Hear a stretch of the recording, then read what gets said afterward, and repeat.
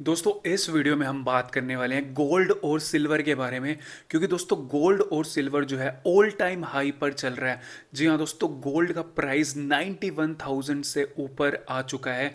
और अगर हम सिल्वर की बात करें तो 1,01,000 के ऊपर चल रहा है अभी।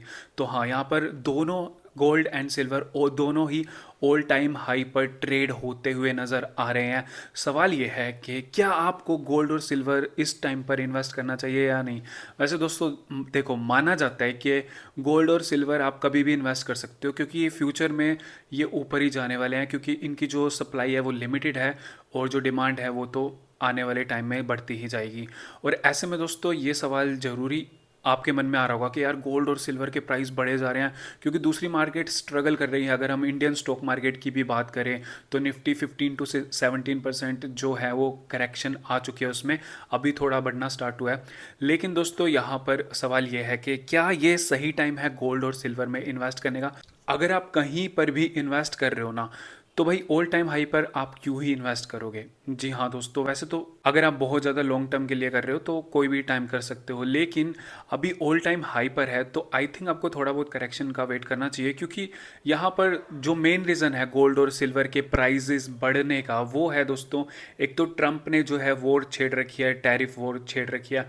उसके अलावा जो दूसरी वॉर्स की जो अनसर्टेनिटीज चल रही है ना, उनकी वजह से जो है गोल्ड और सिल्वर के प्राइसेस बढ़ रहे हैं। और दूसरी तरफ दोस्तों, जो दूसरी मार्केट्स हैं वहाँ पर हमें करेक्शंस देखने को मिल रही हैं, तो जो पैसा है वो गोल्ड और सिल्वर वाली असेट क्लास में ट्रांसफ़र हो रहा है। तो ये भी एक रीज़न है। तो इस तरह के कुछ रीज़न है, लेकिन जैसे जैसे बाकी मार्केट्स जो है इम्प्रूव होना स्टार्ट होएगी, जो भी अनसर्टेनिटीज़ बनी बनी हुई है ग्लोबल मार्केट्स में वो ख़त्म होनी स्टार्ट होएगी।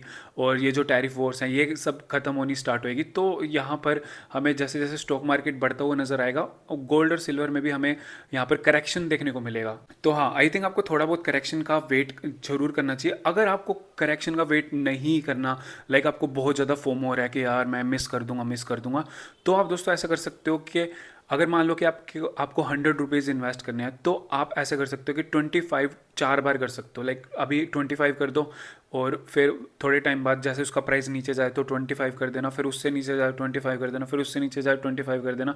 क्योंकि दोस्तों अगर यहाँ पर आपने सारा बाय कर लिया और प्राइस मान लो कि यहाँ से 8 से 10% करेक्शन हो जाती है, तो आपको बहुत ज़्यादा रिग्रेट होएगा कि यार लॉस करवा लिया। और ऐसे केस में दोस्तों अगर आप प्राइस ऊपर भी चला जाता है तो भी आपको रिग्रेट नहीं होगा, तो आपको ये तसल्ली होगी कि आपने 25 तो बाय किया ही था। तो हाँ, बाकी दोस्तों यहाँ पर आपको करेक्शन का वेट करना चाहिए। बाकी दोस्तों कोई फाइनेंशियल एडवाइस नहीं है, आप अपनी रिसर्च करके और एक्सपर्ट की राय से ही इन्वेस्ट कीजिए।